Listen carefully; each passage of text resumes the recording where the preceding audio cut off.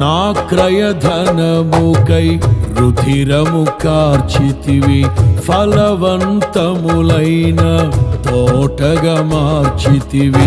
నా క్రయధనముకై రుధిరము కార్చితివి, ఫలవంతములైన తోటగా మార్చితివి.